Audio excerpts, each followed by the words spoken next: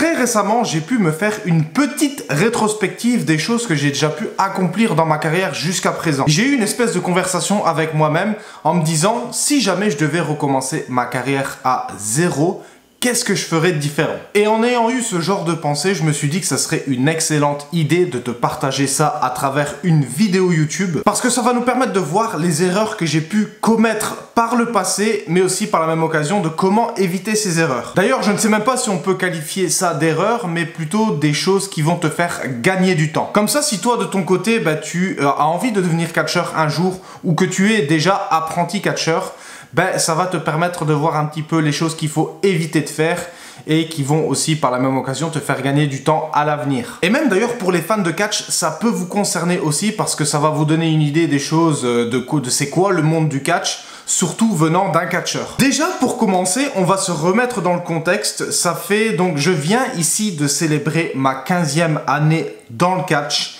Et en 15 ans, il y a beaucoup de choses qui se sont passées. Et dans cette vidéo, on va faire comme si je devais recommencer ma carrière de zéro, mais avec les connaissances que j'ai aujourd'hui. Qu'est-ce que je ferais de différent? J'ai pu regrouper 5 sujets, 5 catégories dans lesquelles je ferai des modifications ou je changerai un petit peu ma méthode de faire si jamais je devais recommencer ma carrière à zéro. Et d'ailleurs, sans plus attendre, on va commencer directement avec la première catégorie et cette chose, c'est de déménager plus tôt. Pour ceux qui ne le savent pas ou alors pour les personnes qui me découvrent pour la première fois à travers cette vidéo, je vis actuellement au Canada, plus précisément à Montréal. Ça fait 5 ans et demi que je vis ici, j'ai déménagé en septembre 2019 et si j'avais eu l'opportunité de déménager plus tôt, je l'aurais fait. Et non pas parce que la vie en Europe ne me plaît pas, parce que j'ai littéralement encore toute ma famille et mes amis qui vivent là-bas, mais c'est plus par rapport aux ambitions et aux objectifs que j'ai pour le catch. Parce que je suis quasiment persuadé que si j'avais pu commencer ma carrière sur le continent américain ici depuis le début, ça aurait été différent. Parce qu'il faut savoir que quand j'ai déménagé ici pour le Canada, ça faisait déjà 9 ans que je faisais du catch. Et en disant ça, je ne renie absolument pas de tout ce que j'ai pu faire en Europe et des entraînements que j'ai pu avoir et des shows auxquels j'ai pu participer parce que j'ai vraiment vécu des belles expériences. Mais c'est plutôt par rapport aux formations. Ici, j'ai l'impression que tu peux trouver des formations de meilleure qualité et des meilleures écoles. En Europe, tu peux également trouver aussi de très bonnes écoles, mais le point négatif, c'est que bien souvent, tu dois faire beaucoup de routes pour trouver une école, voire quasiment même parfois changer de pays. Alors qu'ici, par exemple, à Montréal, j'ai une bonne école qui est à 30 minutes de chez moi. Et ça, c'est quelque chose que j'ai vraiment pris aussi en considération quand il était le temps pour moi de déménager, quand je faisais mes recherches sur l'endroit à déménager, j'ai pris ça en considération. Je voulais trouver une bonne école de catch à proximité. Mais en plus de ça aussi, un point positif, c'est que de l'autre côté de la frontière, au nord des États-Unis, il y a une école qui est affiliée au programme de la WWE qui s'appelle WWE-ID. Alors pour les personnes qui ne sont pas familiers avec le programme WWE-ID, je vais essayer de te résumer ça très rapidement.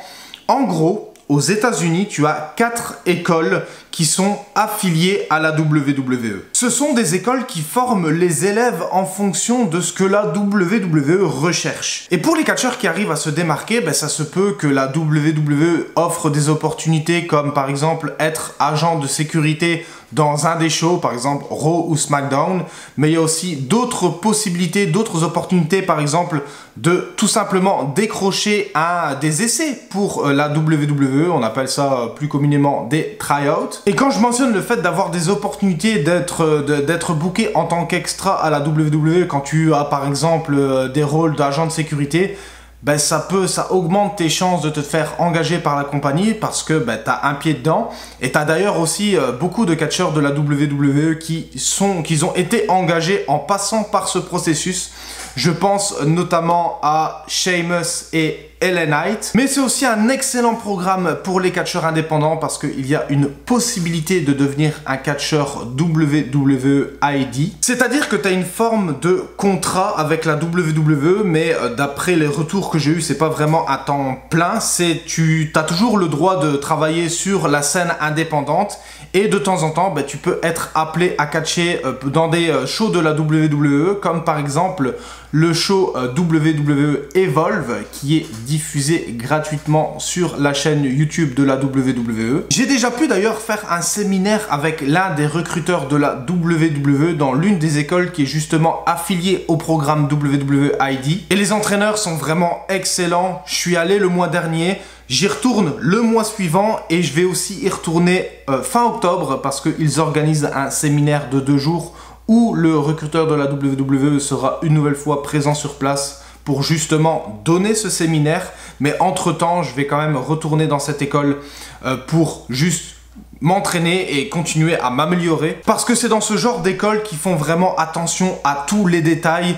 Et c'est dans ce genre de circonstances que tu te rends compte que parfois tu as encore des lacunes ou des mauvaises habitudes à corriger. Donc ce qu'il faut retenir dans ce point, c'est que les États-Unis et le Canada sont vraiment les 2 meilleures destinations en ce qui concerne les formations pour avoir les meilleures formations, mais aussi si tu as des grandes ambitions dans le catch. C'est vraiment important de choisir une bonne école et j'avais déjà pu d'ailleurs faire une vidéo qui date un petit peu maintenant par le passé où j'ai justement parlé j'ai donné mes conseils de comment choisir une bonne école.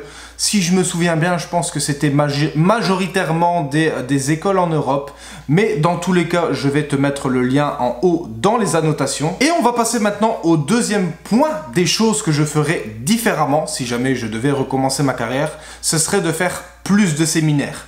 C'est un petit peu lié avec le premier point. Tout au long de ma carrière, j'ai pu quand même faire un certain nombre de séminaires, mais quand j'y repense, pas assez, j'aurais pu en faire plus. Les séminaires sont vraiment très intéressants parce que la plupart du temps, ils sont dirigés par des catcheurs renommés. Et le fait de pouvoir apprendre de la part des catcheurs qui ont réussi dans ce business, c'est vraiment la meilleure des choses pour toi, pour élever ton niveau. Dès que tu as l'occasion de faire un séminaire, franchement, je t'encourage à le faire.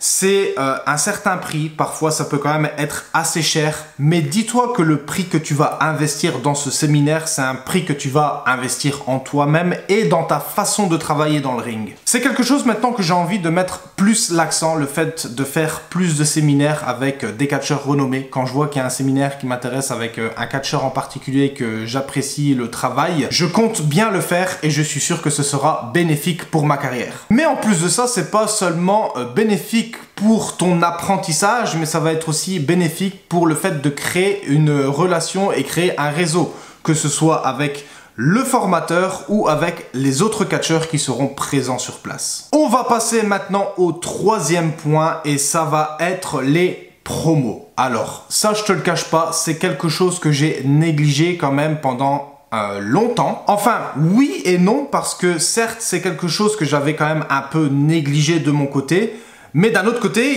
c'était pas aussi quelque chose qui était très enseigné dans les écoles de catch que j'ai fait. Et pourtant, les promos sont vraiment une pièce maîtresse dans le catch, que ce soit dans le storytelling, mais aussi afin de promouvoir un combat pour pouvoir attirer les gens dans le show. Et la raison pour laquelle je négligeais ça, c'est parce que pendant un long moment, je n'aimais pas ça, tout simplement. Je me sentais pas à l'aise avec les promos. Il y a beaucoup de choses que j'adore dans le catch, mais par contre, la seule chose que je n'aimais pas à l'époque, c'était bien les promos. Aujourd'hui, ça va. Je me suis un peu réconcilié avec les promos. Mais il y a quelques années en arrière, j'étais vraiment pas à l'aise. C'était quelque chose qui ne me ressemblait pas et je trouvais ça vraiment bizarre de parler à un objet comme une caméra, par exemple. Et à ce niveau-là, YouTube m'a beaucoup aidé parce que je peux clairement voir une différence entre mes premières vidéos, il y a vraiment plusieurs années, il y a quoi, peut-être 5-6 ans, à aujourd'hui. La différence est quand même flagrante. Ça a d'ailleurs été l'une de mes motivations quand j'ai commencé ma chaîne YouTube. C'était une raison pour me familiariser avec la caméra parce que je savais que ça pouvait être bénéfique et que ça pouvait m'aider en ce qui concerne les promos dans le catch. Et à l'heure d'aujourd'hui, je me sens beaucoup plus à l'aise et plus naturel quand il s'agit de parler face à une caméra. Alors, je fais encore des erreurs, ça m'arrive encore de bégayer ou de rater une prise, mais franchement, à qui ça n'arrive pas? Donc pour conclure avec ce point, jouer avec une caméra et faire des promos, c'est quelque chose que j'aurais dû faire ou j'aurais dû commencer à m'entraîner là-dessus bien plus tôt et c'est quelque chose sur lequel je mettrais plus l'accent si jamais je devais recommencer ma carrière. On va passer maintenant au quatrième sujet que je voulais aborder dans cette vidéo et ça va concerner les voyages. Voyager plus. Ça, c'est vraiment quelque chose que j'ai réalisé depuis que je vis ici au Canada, parce que le Canada est un territoire très grand et parfois pour aller à certains shows, il faut faire beaucoup de route. Ça m'est déjà arrivé de faire 5, 6, 7, 8 heures, voire même 12 heures. Je pense que 12 heures, ça a été mon record pour me rendre à un show. Et encore, j'étais même pas sorti de la province du Québec. Alors que si tu prends l'équivalent en Europe, si tu voyages pendant 12 heures, t'as déjà fait 2, voire peut-être même 3 pays. Parce que tout est beaucoup plus rapproché en Europe et ça c'est quelque chose que je ne réalisais pas quand je vivais encore en Belgique. Et si je vivais à l'heure actuelle en Belgique, c'est quelque chose que je ferais plus. Ça m'a quand même pas empêché de pouvoir catcher dans plusieurs pays différents quand je vivais encore en Europe. Mais si je devais changer quelque chose, ce serait en termes de fréquence. Je voyagerais plus. J'essaierai de bouger plus souvent comparé à ce que j'avais l'habitude de faire parce que je restais pas mal entre la Belgique et la France. C'est des territoires dans lesquels je catchais beaucoup à l'époque. Ça m'arrivait de sortir, mais vraiment pas assez. Et franchement, les 2 pays européens que je conseille d'aller si jamais vous voulez sortir un petit peu de la France ou de la Belgique, ça va être l'Allemagne et l'Angleterre.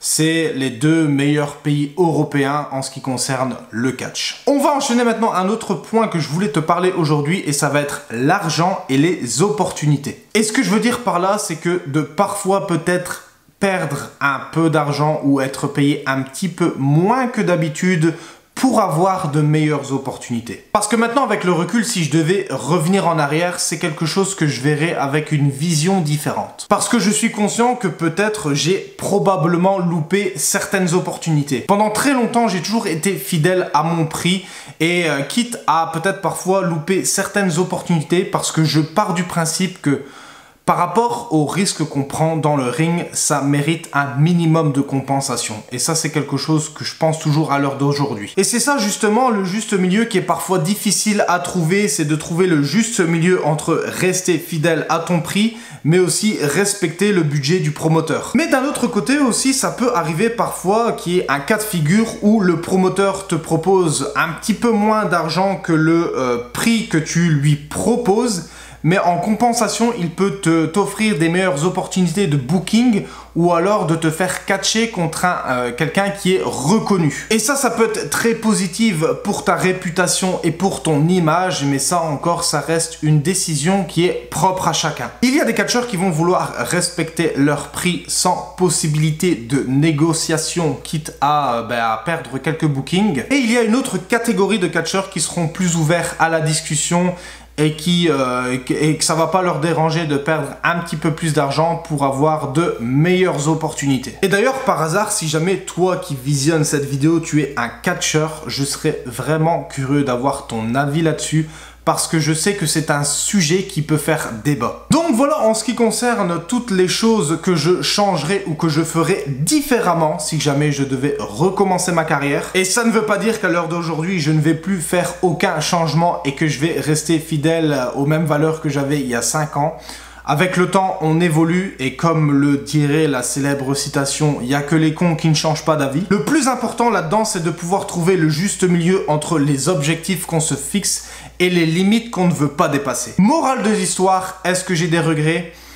Non, pas vraiment, parce que les choses que j'ai pu faire et les décisions que j'ai pu prendre m'ont mené à la vie que j'ai aujourd'hui et je suis vraiment content des choses que j'ai pu accomplir depuis le début. Et bien sûr, je vais pas m'arrêter là parce qu'il y a encore énormément de choses que j'ai envie d'accomplir. Et c'est d'ailleurs sur ces belles paroles que ça va nous mener à la fin de cette vidéo. Si tu as aimé les différents sujets que j'ai traités aujourd'hui dans cette vidéo, n'hésite pas à me laisser ton avis en bas dans l'espace commentaire. Et bien entendu, si tu veux me soutenir, la meilleure des choses que tu puisses faire, c'est de liker cette vidéo, partager et de t'abonner.